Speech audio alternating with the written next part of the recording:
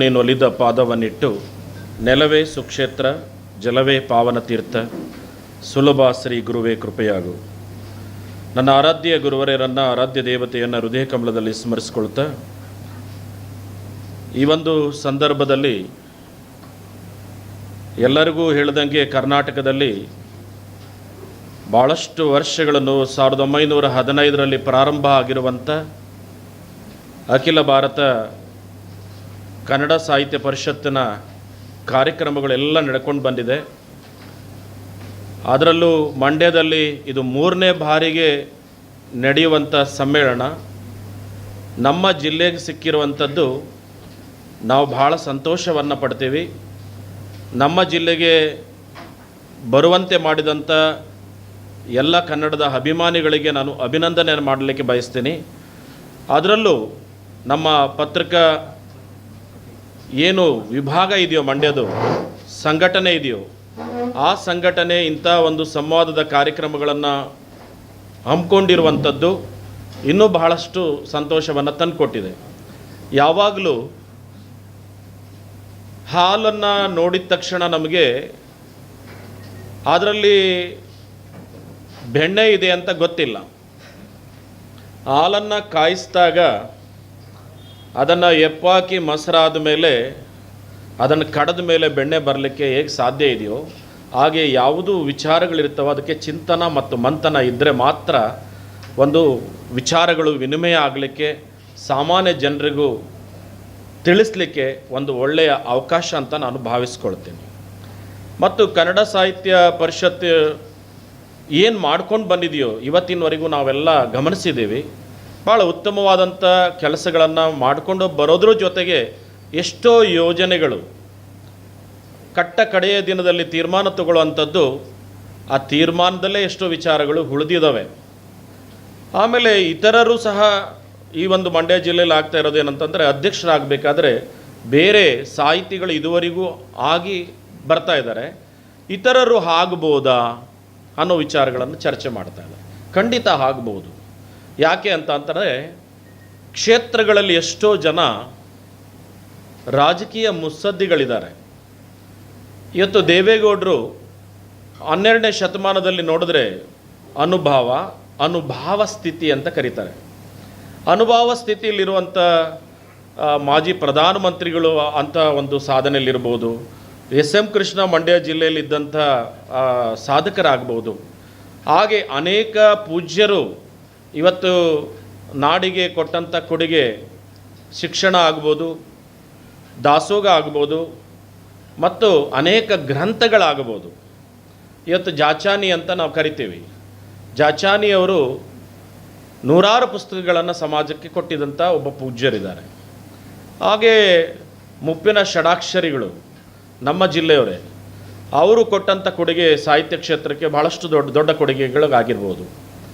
ಹಾಗೆ ಆದಿಚುಂಚನಗಿರಿ ಮಠದ ಪೂಜ್ಯರು ಎಲ್ಲ ಕ್ಷೇತ್ರಗಳಲ್ಲೂ, ಸಾಹಿತ್ಯ ಕ್ಷೇತ್ರ ಆಗ್ಬೋದು, ಸಾಮಾಜಿಕ ಕ್ಷೇತ್ರ ಆಗ್ಬೋದು, ಶೈಕ್ಷಣಿಕ ಕ್ಷೇತ್ರ ಆಗ್ಬೋದು, ದಾಸೋಗ ಕ್ಷೇತ್ರ ಆಗ್ಬೋದು, ಸಾಮಾಜಿಕ ಕ್ಷೇತ್ರ ಆಗ್ಬೋದು, ಅಂಥ ಕೊಡುಗೆಯಲ್ಲಿ ಭಾಳ ಪೂಜ್ಯರು ಆದಿಚುಂಚನಗಿರಿ ಒಳಗೊಂಡು, ಸುತ್ತೂರು ಮಠದ ಒಳಗೊಂಡು, ಹಾಗೆ ಸಿದ್ಧಗಂಗಾ ಮಠದ ಪೂಜ್ಯರು ಒಳಗೊಂಡು, ಹಾಗೆ ಉತ್ತರ ಕರ್ನಾಟಕದಲ್ಲಿರುವಂಥ ಗದಗ ಮಠದ ಪೂಜ್ಯರು ಒಳಗೊಂಡು, 3000 ಮಠದ ಪೂಜ್ಯರು ಒಳಗೊಂಡು ಅನೇಕ ಪೂಜ್ಯರು ಆ ನಿಟ್ಟಿನಲ್ಲಿ ಕೆಲಸ ಮಾಡಿರುವಂಥದ್ದು ಇದೆ.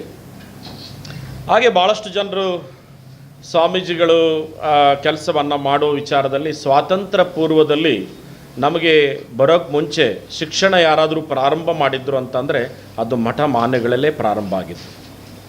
ಅಕ್ಷರಗಳನ್ನು ಏನಾದರೂ ಶಾಲೆಗಳನ್ನು ಮಾಡಲಿಲ್ಲ ಅಂದಿದ್ದರೆ ಬಹುಶಃ ಈ ಮಟ್ಟಕ್ಕೆ ಜ್ಞಾನ ಉತ್ಪತ್ತಿ ಆಗಲಿಕ್ಕೆ ಸಾಧ್ಯ ಆಗ್ತಿರಲಿಲ್ಲ. ನಾನು ಭಾಳ ಸಲ ಹೇಳ್ತೀನಿ ಒಂದೊಂದು ಸಂದರ್ಭದಲ್ಲಿ, ಒಬ್ಬ ಯತಿ ಅಂತ ಅಂದರೆ ಒಬ್ಬ ಸಮಾಜಕ್ಕಾಗಿ ಸಮರ್ಪಣೆ ಮಾಡಿರ್ತಾರೆ. ಸಮಾಜಕ್ಕಾಗಿ ಸಮರ್ಪಣೆ ಮಾಡಿದವನು ಏನಂತಂದರೆ, ಹೀಗೆ ಮನೆಯಲ್ಲಿ ಮಕ್ಕಳಿರ್ತಾರೆ, ಮಕ್ಕಳಿಗೆ ಶಿಕ್ಷಣವನ್ನು ಕೊಡ್ತಾರೆ, ಮಕ್ಕಳಿಗೆ ಆಸ್ತಿಯನ್ನು ಕೊಡ್ತಾರೆ, ಎಲ್ಲವನ್ನ ಕೊಟ್ಟು ಅವರು ಬೆಳೆಸ್ತಾ ಹೋಗ್ತಾರೆ. ಮೊನ್ನೆ ಹೇಳಿದ ಮಾತಿದೆ ಎಲ್ಲೋ ಒಂದು ಕಾರ್ಯಕ್ರಮದಲ್ಲಿ.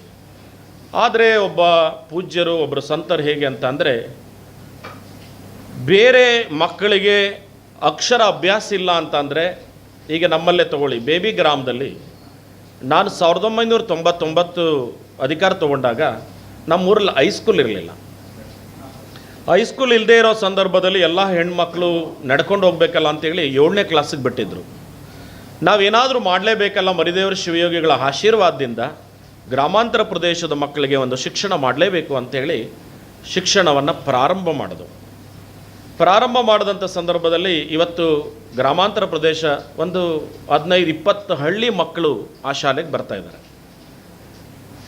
ಅಂದರೆ ಶಿಕ್ಷಣವನ್ನು ಅವತ್ತಿನ ಕಾಲದಲ್ಲಿ ಸಿದ್ಧಗಂಗಾ ಮಠದ ಪೂಜ್ಯರು ಮಾಡಲಿಲ್ಲ ಅಂದಿದ್ದರೆ, ಹಾಗೆ ಚುಂಚನಗಿರಿ ಪೂಜ್ಯರು, ಸುತ್ತೂರು ಶ್ರೀಗಳ ಪೂಜ್ಯರು, ಇನ್ನು ಅನೇಕ ಪೂಜ್ಯರು, ಹದ್ದಿನ ಮಹಂತ ಶಿವಿಗಳು, ನಮ್ಮ ದುರ್ದುಂಡೇಶ್ವರ ಮಠದ ಪೂಜ್ಯರು ಆಗ್ಬೋದು, ಹೀಗೆ ಅನೇಕ ಜನರು ಶಿಕ್ಷಣವನ್ನು ಮಾಡಲಿಲ್ಲ ಅಂದಿದ್ದರೆ ನಮ್ಮ ಮಕ್ಕಳಿಗೆ ಕಷ್ಟ ಆಗ್ತಿತ್ತು. ಸಾಹಿತ್ಯ ಕ್ಷೇತ್ರಕ್ಕೆ ಹೆಚ್ಚು ಒತ್ತನ್ನು ಕೊಟ್ಟು ಅನೇಕ ಗ್ರಂಥಗಳಿಗೆ ಸಹಕಾರವನ್ನು ಕೊಟ್ಟಂಥದ್ದು ಮಠಮಾನ್ಯಗಳು ಇದ್ದಾವೆ.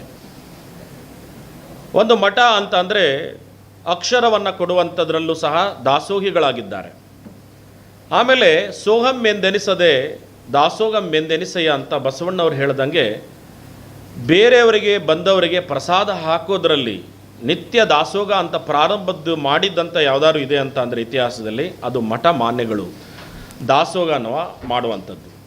ಹಾಗೆ ಇನ್ನೊಂದೇನಪ್ಪ ಅಂದರೆ ಅರಿವಿನ ದಾಸೋಗ. ಬಂದವರಿಗೆ ಯಾರಿಗಾದರೂ ಸಂಶಯಗಳಿದ್ದರೆ ಗುರುಸ್ತ್ವ ಮೌನ ವ್ಯಾಖ್ಯಾನ ಶಿಷ್ಯ ಕಿಂ ಸಂಶಯ ಅಂತ ಹೇಳ್ತಾರೆ. ಸಂಶಯಗಳು ಏನಾದರೂ ಇದ್ದರೆ ಅದನ್ನು ಬಗೆಹರಿಸ್ಕೊಳ್ಳೋಕ್ಕೋಸ್ಕರ ಗುರುವಿನ ಹತ್ರ ಹೋಗ್ತಾರೆ. ಆವಾಗ ಅರಿವಿನ ದಾಸೋಗ ಅಂದರೆ ನೀನು ಹೀಗಲ್ಲ ಹೀಗಿರು ಅಂತ ಮಾರ್ಗದರ್ಶನ ಮಾಡೋದ್ರೂ ಇದು ದಾಸೋಗನೇ ಆಗ್ತದೆ. ಯಾರೋ ನೊಂದು ಬಂದುಬಿಡ್ತಾರೆ, 1-2 ದಿನ ಇರಬೇಕು, ಬೇಜಾರಾಗೋಗಿದೆ, ಜೀವನದಲ್ಲಿ ಜಿಗುಂಸೆ ಆಗಿದೆ ಅಂದಾಗ ಅವರಿಗೆ ಆಶ್ರಯ ಕೊಡುವಂಥ ತಾಣಗಳು ಯಾವುದಾದ್ರು ಇದ್ದರೆ ಅದು ಮಠಮಾನ್ಯಗಳು, ಆಶ್ರಯ ದಾಸೋಗ ಅಂತ. ಹಾಗೆ ಇನ್ನೇನಾದರೂ ಆರೋಗ್ಯ ಸರಿಯಿಲ್ಲ ಅಂದರೆ ಆರೋಗ್ಯದ ದಾಸೋಹವನ್ನು ಸಹ ಮಠಮಾನ್ಯಗಳು ಮಾಡಿಕೊಂಡು ಬಂದಿದೆ. ಇವತ್ತು ಈ ಕರ್ನಾಟಕದಲ್ಲಿ ಆಗಬೇಕಾಗಿರೋದು ಏನಂತಂದರೆ, ನಮ್ಮ ಕನ್ನಡದ ಅನೇಕ ಯೋಜನೆಗಳಲ್ಲಿ ಎಲ್ಲರೂ ಕನ್ನಡದ ಸಾಹಿತ್ಯ ಅಂತಂದರೆ ಬಹುಶಃ ಒಂದು ಹಬ್ಬ ಅಂತ ಅಂದರೆ ನಮ್ಮೆಲ್ಲ ಹಬ್ಬಗಳು ಜಾತಿಗೂ ಧರ್ಮಕ್ಕೂ ಆಚರಿಸ್ತೀವಿ. ಕರ್ನಾಟಕದಲ್ಲಿ ಆಚರಿಸಬೇಕಾಗಿರೋದು ಅಖಿಲ ಭಾರತ ಸಾಹಿತ್ಯ ಸಮ್ಮೇಳನ ಇದೆಯಲ್ಲ, ಇದು ಪ್ರತಿಯೊಬ್ಬ ಕನ್ನಡಿಗನ ಒಂದು ವಿಶೇಷವಾದ ಹಬ್ಬ, ವಿಶೇಷವಾದ ಸಮ್ಮೇಳನ. ಈ ಸಮ್ಮೇಳನಗಳು ಯಾಕೆ ಆಗಬೇಕಪ್ಪ ಅಂತಂದರೆ ಜಾಗೃತಿ ಮೂಡಿಸುವಂಥ ಕೆಲಸಗಳನ್ನು ಆಗಬೇಕಾಗ್ತದೆ. ಆ ಜಾಗೃತಿ ಮೂಡಿಸುವಂಥ ಕೆಲಸ ಆಗಬೇಕು. ಆಮೇಲೆ ಏನೇನು ನಮ್ಮ ಲೋಪದೋಷಗಳಿದೆ ಅದನ್ನು ಯಶಸ್ವಿಯಾಗಿ ಮಾಡಲಿಕ್ಕೆ ಏನೇನು ಮಾಡಬೇಕಾಗಿದೆ ಯೋಜನೆಗಳನ್ನು, ರಾಜ್ಯ ಸರ್ಕಾರಗಳ ಜವಾಬ್ದಾರಿಗಳೇನು, ಸಾಹಿತಿಗಳ ಜವಾಬ್ದಾರಿ ಏನು, ನಮ್ಮ ಕರ್ನಾಟಕದಲ್ಲಿರೋ ಉದ್ಯಮಿಗಳ ಜವಾಬ್ದಾರಿ ಏನು, ಕನ್ನಡಿಗರಿಗೆ ಕೆಲಸ ಬೇಕಾಗಿರೋ ಜವಾಬ್ದಾರಿಗಳೇನು, ನಮ್ಮ ಕನ್ನಡಿಗರಿಗೆ ಕೆಲಸ ಸಿಗ್ತಾ ಇಲ್ಲ ಎಷ್ಟೋ ಜನರಿಗೆ, ಆ ನಿರುದ್ಯೋಗದ ಸಮಸ್ಯೆಗಳಿದೆ, ಆ ಸಮಸ್ಯೆಗಳನ್ನು ಹೇಗೆ ಬಗೆಹರಿಸಬೇಕು ಅನ್ನೋದ್ರ ವಿಚಾರದಲ್ಲಿ, ಹಾಗೆ ಶಾಲೆಗಳು ಎಷ್ಟೋ ಕನ್ನಡದ ಶಾಲೆಗಳು ಮುಚ್ಚೋಗ್ತಾ ಇದ್ದಾವೆ, ಆ ಬಗೆಹರಿಸೋದು ಹೇಗೆ ಅನ್ನೋದು ವಿಚಾರದ ಬಗ್ಗೆ, ಹಾಗೆ ಕನ್ನಡದಲ್ಲಿ ಇನ್ನೂ ಅನೇಕ ಸಾಹಿತಿಗಳು ಮಣ್ಣಲ್ಲಿ ಮುಚ್ಚೋಗಿದ್ದಾರೆ, ಅವ್ರನ್ನೆಲ್ಲ ತೆಗೆದು ಹೊರಗೆ ತೊಗೊಂಬಂದು ಹೊಸ ಮುಖಗಳನ್ನು ಹೊರಗೆ ಬೆಂತಟ್ಟಿ ಕಳಿಸುವಂಥ ಕೆಲಸಗಳನ್ನು ಮಾಡೋದಾಗ್ಬೋದು. ಹಾಗೆ ಕನ್ನಡದಲ್ಲಿ ಇರುವಂಥ ಗಡಿ ಭಾಗದಲ್ಲ ಸಮಸ್ಯೆಗಳೇನಿದೆಯೋ ಆ ಸಮಸ್ಯೆಗಳನ್ನೆಲ್ಲ ಬಗೆಹರಿಸುವಂಥ ಕೆಲಸಗಳಾಗ್ಬೋದು. ಹಾಗೆ ಕನ್ನಡದಲ್ಲಿ ಪ್ರಥಮ ಯಾವುದೇ ಕೆಲಸ ಮಾಡೋದಾದರೂ ಅಪ್ಲಿಕೇಶನ್ ಆಗ್ಬೋದು, ಕೆಲಸಕ್ಕೆ ಆದ್ಯತೆಯನ್ನು ಕೊಡುವಂಥದ್ದಾಗ್ಬೋದು, IT BT ಯಾವುದೇ ಇರಲಿ, ಕನ್ನಡಿಗರಿಗೆ ಮೊದಲನೇ ಆದ್ಯತೆ ಕೊಡುವಂಥ ಉದ್ಯೋಗದ ಕೆಲಸಗಳಾಗ್ಬೋದು. ಈ ಥರದ ಅನೇಕ ಸಂಗತಿಗಳು ಇವತ್ತು ಸಂಕಷ್ಟದ ಸ್ಥಿತಿಲಿದ್ದೇವೆ. ಆ ಸ್ಥಿತಿಗಳನ್ನೆಲ್ಲ ಚರ್ಚೆ ಆಗುವಂಥ ಮಂಡ್ಯದಲ್ಲಿ ಆಗುವ ಕಾರ್ಯಕ್ರಮ ಇತಿಹಾಸದಲ್ಲಿ ಏನು 87 ಇದೆಯೋ ಆ ಮಾಡುವಂಥ ಕಾರ್ಯಕ್ರಮ ಇನ್ನೆಲ್ಲೇ ಮಾಡಿದ್ರೂ ಮಂಡ್ಯದ ರೀತಿಯಲ್ಲಿ ಮಾಡೆಲ್ ಆಗಿರಬೇಕು. ಇದು ಯಾವುದೇ ಸಾಹಿತ್ಯ ಸಮ್ಮೇಳನ ಹೆಂಗಿರಬೇಕು ಅಂತಂದರೆ ಒಂದು ಕುಟುಂಬದಲ್ಲಿ ಹಬ್ಬವನ್ನು ಆಚರಿಸಿ ಯಾವುದೇ ಅಹಿತಕರವಾದಂಥ ಘಟನೆಗಳು ಆಗದಂಗೆ ಶಾಂತಿಯುತವಾಗಿ ಸಮಾಧಾನವಾಗಿ ಎಲ್ಲರಿಗೂ ಮೆಚ್ಚುವಂತೆ ಎಲ್ಲರಿಗೂ ಸಿಕ್ಕುವಂತೆ ಈ ಕಾರ್ಯಕ್ರಮ ಆಗಬೇಕು ಅನ್ನೋದೇ ನನ್ನ ಉದ್ದೇಶವನ್ನು ಹೇಳಲಿಕ್ಕೆ ನಾನು ಬಯಸ್ತೀನಿ. ಖಂಡಿತವಾಗಲೂ ಆಗ್ಬೋದು. ಈಗ ಅನೇಕ ಜನ ಪುಟ್ಟರಾಜ್ ಗವಾಯಿಗಳು ಎಷ್ಟು ಪುಸ್ತಕಗಳನ್ನು ಕಣ್ಣಿಲ್ಲದೆ ಇರೋರು ಪುಸ್ತಕವನ್ನು ಸಂತರು ಬರೆದಿದ್ದಾರೆ. ಜಾಚಾನಿಯವರು ಎಷ್ಟು ಪುಸ್ತಕಗಳನ್ನು ಬರೆದಿದ್ದಾರೆ. ಸುತ್ತೂರು ಮಠದಲ್ಲಿ ಎಷ್ಟು ಪುಸ್ತಕಗಳನ್ನು ಪ್ರಕಟಣೆ ಆಗಿದೆ. ಚುಂಚನಗಿರಿಯಲ್ಲಿ ಎಷ್ಟು ಪುಸ್ತಕಗಳ ಪ್ರಕಟಣೆಯಾಗಿ ಇಡೀ ಭಾರತದ ಅಲ್ಲದೆ ವಿದೇಶದಲ್ಲಿ ತಲುಪೋ ಥರ ಮಾಡಿದ್ದಾರೆ. ಅನೇಕ ಪೂಜ್ಯರುಗಳು ಇಂಥ ಕೆಲಸ ಮಾಡಿರೋದ್ರಲ್ಲಿ ಇಂಥ ಒಂದು ಅವಕಾಶ ಯಾರಿಗಾದರೂ ಪೂಜ್ಯರಿಗೆ ಸಿಕ್ಕಿದ್ರೆ ನಾನು ನಿಜವಾಗ್ಲೂ ಸಂತೋಷವನ್ನು ಪಡ್ತೀನಿ, ಅಭಿನಂದನೆ ಮಾಡ್ತೀವಿ ನಾವು. ಒಂದು ಏನಂತಂದರೆ, ಸ್ವಾಮೀಜಿಗಳಿಗೆ ಹೇಗೆ ಸಾಹಿತಿಗಳಿಗೂ ಸಹ ಭಾಳಷ್ಟು ಜನರು ಸಾಹಿತ್ಯದಲ್ಲಿ ಇದ್ದಂಥವರು ರಾಜಕಾರಣಿಗಳಾಗಿರುವಂಥದ್ದು ದಾಖಲೆ ಇದೆ. ರಾಜಕಾರಣಿಗಳಾಗಿ ಪುಸ್ತಕಗಳನ್ನು ಪ್ರಕಟಣೆ ಬರೆದಂಥವರು ಭಾಳಷ್ಟು ಜನ ದಾಖಲೆಗಳಿದೆ. ಒಂದೇನಪ್ಪ ಅಂತಂದರೆ, ಎಲ್ಲ ಕ್ಷೇತ್ರಗಳಲ್ಲೂ ಸಹ ಯಾವ ಕ್ಷೇತ್ರದ ಇದು ಪ್ರಜಾಪ್ರಭುತ್ವ ಇರೋದರಿಂದ ಒಂದು ಸಂಗತಿಯಲ್ಲಿ ಸಾಹಿತ್ಯ ಕ್ಷೇತ್ರದಲ್ಲೂ ಸಹ ಅನೇಕ ಜನ ಪೂಜ್ಯರು ಪುಸ್ತಕಗಳನ್ನು ಪ್ರಕಟಣೆ ಮಾಡಿರುವಂಥ ಸಾಹಿತಿಗಳಿದ್ದಾರೆ. ನಮ್ಮಲ್ಲಿ ಈಗ ತುಮಕೂರು ಹಿರೇಮಠದ ಒಬ್ಬ ಸ್ವಾಮೀಜಿ ಇದ್ದಾರೆ, ಅವರು ಸಾಹಿತ್ಯ ಕ್ಷೇತ್ರದಲ್ಲೇ ಕೆಲಸ ಮಾಡ್ತಾ ಇರೋದು. ಈಗ ಅನೇಕ ಪೂಜ್ಯರು PhD ಮಾಡಿ ಅದ್ರ ಜೊತೆಗೆ ಅನೇಕ ಗ್ರಂಥಗಳನ್ನು ಹೊರಗೆ ತಗೊಬಂದಂಥ ಪೂಜ್ಯರು ತುಂಬ ಇದ್ದಾರೆ. ಇದು ಮಂಡ್ಯ ಜಿಲ್ಲೆಯಲ್ಲಿ ಒಂದು ಹೊಸ ಪ್ರಯತ್ನದ ಬಗ್ಗೆ ಚರ್ಚೆ ಆಗ್ತಾ ಇದೆಯಲ್ಲ, ಆಗ್ಬೋದು ಅನ್ನೋ ವಿಚಾರದಲ್ಲಿ ಮಂಜಣ್ಣ ಒಂದೇನಂತಂದರೆ, ಇದರಲ್ಲಿ ಯಾವುದೇ ಥರದ ಪ್ರಭಾವಗಳನ್ನು ಒಳಗೊಳ್ಳದೆ, ಯಾರು ಅಪೇಕ್ಷೆ ಪಡದೆ ಯಾರು ಇರ್ತಾರೋ ಯಾರು ಅಂಥವ್ರನ್ನ ಗುರುತಿಸಿ ವರ ತೊಗೊಂಬರ್ಬೇಕಂತ, ಅದು ಯಾವುದೇ ಕ್ಷೇತ್ರದಲ್ಲಿರಲಿ. ನಾನು ಹೇಳ್ತಾ ಇರೋದೇನಂತಂದರೆ, ಸಾಹಿತ್ಯದಲ್ಲಿ ಇದ್ದವ್ರು ಮಾತ್ರ ನಾವು ಹೊರಗೆ ತರ್ತಾ ಇದ್ದೀವಿ. ಸಾಹಿತ್ಯ ಥರ ಇರುವಂಥ ಒಬ್ಬ ಸ್ವಾಮಿನಾಗಲಿ, ಸಾಹಿತ್ಯದಲ್ಲಿರುವಂಥ ಒಬ್ಬ ರಾಜಕಾರಣಿ ಆಗಲಿ, ಅವ್ರು ಅದಕ್ಕೆ ಮೀಸಲಾಗಿದ್ದಾರೆ. ಇದ್ರದ್ದು ಒಂದು ಪ್ರಪಂಚದಲ್ಲಿ ಬರ್ಬೋದು ಅನ್ನೋ ಅವಕಾಶವನ್ನು ಯಾಕೆ ಮಾಡಬಾರ್ದು ಅಂತ ಒಂದು ಪ್ರಯತ್ನ ಅಷ್ಟೇ. ಮಂಜಣ್ಣ, ನಾನು ಈಗ ಹೇಳ್ತಾ ಇರೋದು ಜ್ಞಾನ ಇಲ್ಲದೇ ಇದ್ದವ್ರನ್ನ ತೊಗೊಂಬರ್ಬೇಕಂತಿಲ್ಲ. ನಾನು ಹೇಳ್ತಾ ಇರೋದು, ಯಾರು ಸಾಹಿತ್ಯದ ಬಗ್ಗೆ ಅರಿವಿದೆ, ಕನ್ನಡ ನಾಡಿನ ಅಭಿವೃದ್ಧಿಯ ಬಗ್ಗೆ ಅಭಿವೃದ್ಧಿ ಇದೆ, ಕನ್ನಡದ ಭಾಷೆಯ ಬಗ್ಗೆ ಕಾಳಜಿ ಇದೆ, ಕನ್ನಡ ಸಾಹಿತ್ಯವನ್ನು ಯಾರು ಉಳಿಸ್ಬೇಕಂತಿದ್ದಾರೋ, ಯಾರು ಬೆಳೆಸ್ಬೇಕಂತಿದ್ದಾರೋ, ಯಾರು ಅದರಲ್ಲಿ ಒಂದು ವಿಶೇಷವಾದ ಸೇವಾಮವ, ಯಾವುದೇ ಸ್ವಾರ್ಥ ಇಲ್ಲದೆ ನಿಸ್ವಾರ್ಥವಾಗಿ ಯಾರು ಸೇವೆ ಮಾಡಬೇಕು ಅಂತಾರೋ ಅಂಥವರಿಗೆ ಅವಕಾಶವನ್ನು ಕೊಟ್ಟರೆ ಖಂಡಿತವಾಗೂ ಸಮ್ಮೇಳನಕ್ಕೆ ಒಂದು ಮೆರುಗು ತಂದು ಕೊಟ್ಟಂತೆ ಆಗ್ತದೆ ಅಂತ ನಾನು ಹೇಳಲಿಕ್ಕೆ ನಾನು ಬಯಸ್ತೇನೆ. ಹುಡುಕ್ಬೇಕು. ಈಗ ಒಂದು ಕಡೆ ಹೇಳ್ತಾರೆ, ಹಾಲಿನೊಳಗೆ ಬೆಣ್ಣೆ ಉಂಟು, ಉದಕದೊಳಗೆ ಅಗ್ನಿ ಉಂಟು, ಮಣ್ಣಿನೊಳಗೆ ಒಣ್ಣುಂಟು, ಇದೇನು ತೋರಬಲ್ಲ ಗುರು, ಇದೇನು ಕತ್ತಲೆ ಅಂತ ಕೇಳ್ತಾರೆ. ಹುಡುಕ್ಬೇಕು. ಈಗ ಎಷ್ಟೋ ಸಂದರ್ಭಗಳಲ್ಲಿ ನಮಗೆ ಏನಾದರೂ ಬೇಕು ಅಂತಂದರೆ, ಈಗ ನಿಮಗೆ ಮೊಬೈಲ್ ಇದೆ, ಏನೋ ಒಂದು ವಿಚಾರ ಬೇಕು ಅಂದರೆ ಗೂಗಲ್ ಹುಡುಕಲ್ವ ನಾವು? ಯಾವುದಾದ್ರೂ ಒಬ್ಬರು ವ್ಯಕ್ತಿ ಬೇಕು ಅಂತಂದ್ರೆ ನಾವು ಹುಡುಕ್ಬೇಕು. ನಾನು ನನ್ನ ವೈಯಕ್ತಿಕ ಅಭಿಪ್ರಾಯ ಹೇಳ್ತಾ ಇಲ್ಲ. ಯಾರಾದರೂ ಆಗಲಿ, ಈ ಕನ್ನಡಕ್ಕಾಗಿ, ಈ ನಾಡಿಗಾಗಿ, ಈ ಸಮಾಜಕ್ಕಾಗಿ, ಕನ್ನಡ ಅನ್ನೋದು ಒಂದು ಸಮಾಜ, ಕನ್ನಡ ಅನ್ನೋದು ಒಂದು ಧರ್ಮ. ಆ ಧರ್ಮ ಉಳಿಯೋಕ್ಕೋಸ್ಕರ ನಾವು ಯಾರು ಕೆಲಸ ಮಾಡ್ತಾರೋ ಅವ್ರು ಬರಲಿ ಅನ್ನೋದಕ್ಕೆ. ಸಾಹಿತಿಗಳೇ ಬರಬೇಕು ಅಂತಿಲ್ಲ, ಇತರರು ಅಂಥದ್ರಲ್ಲಿ ಯಾರು ಇರ್ತಾರೋ ಅವ್ರಿಗೆ ಒಂದು ಅವಕಾಶವನ್ನು ಕೊಟ್ಟರೆ ಒಳ್ಳೆಯದು ಅಂತ. ಕನ್ನಡ ಸಾಹಿತಿಗಳಿಗೂ ಸಹ ಅವಕಾಶಗಳು ಅವ್ರು ಹೋದರೆ ಬೇರೆ ಬೇರೆ ಕ್ಷೇತ್ರಗಳಲ್ಲೂ ಅವಕಾಶಗಳು ಇದ್ದಾವೆ. ಯಾಕೆ ಕರೆಯಲ್ಲ? ಭಾಳಷ್ಟು ಜನ ಕರೆದಿದ್ದಾರೆ. ಬೆಂಗಳೂರಲ್ಲಿ ನಡೆದಂಥ ಸಮ್ಮೇಳನದಲ್ಲಿ ಸರ್ವಧರ್ಮ ಸಮ್ಮೇಳನಕ್ಕೆ ಎಲ್ಲ ಪೂಜ್ಯರ ಜೊತೆ ಎಲ್ಲ ಸಾಹಿತಿಗಳನ್ನು ಕರೆಸಿದ್ದಾರೆ. ಇಲ್ಲ ಚರ್ಚೆಗಳನ್ನು ಮಾಡೋಕ್ಕೆ ಕರೆಸಿದ್ದಾರೆ. ನಿಮಗೆ ಬೇಕಾದ್ರೆ ತಗೊಂಡು ನೋಡಿ, ಕೋರಮಂಗಲ ಕ್ರೀಡಾಂಗಣ. ನಾನು ಅವಾಗಲೇ ಹೇಳಿದ್ನಲ್ಲಿ, ಇತ್ತೀಚೆಗೆ ಮಠಗಳು ಮಾಡ್ಕೊಂಡು ಬರ್ತಾ ಇದ್ದಾವೆ, ಎಲ್ಲವೂ ಮಾಡ್ತಾವೆ ಅಂತ ನಾನು ಹೇಳ್ತಾ ಇಲ್ಲ.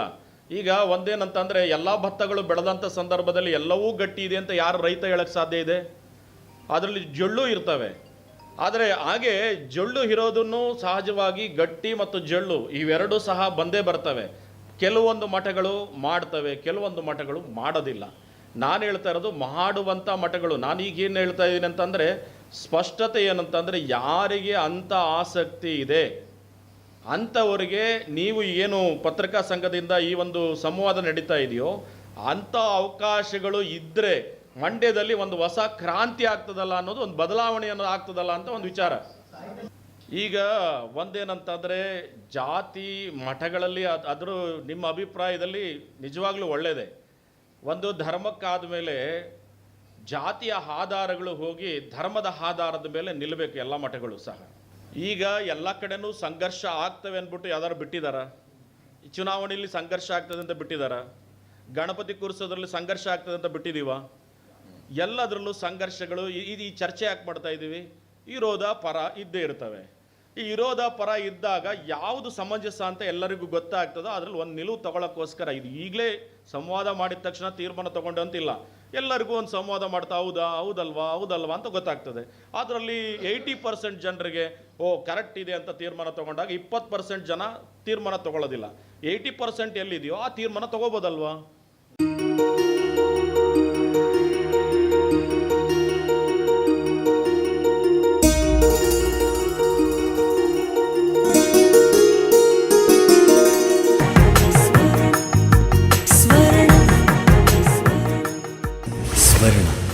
ಇದು ಬಾಂಧವ್ಯಗಳ ಬೆಸುಗೆ,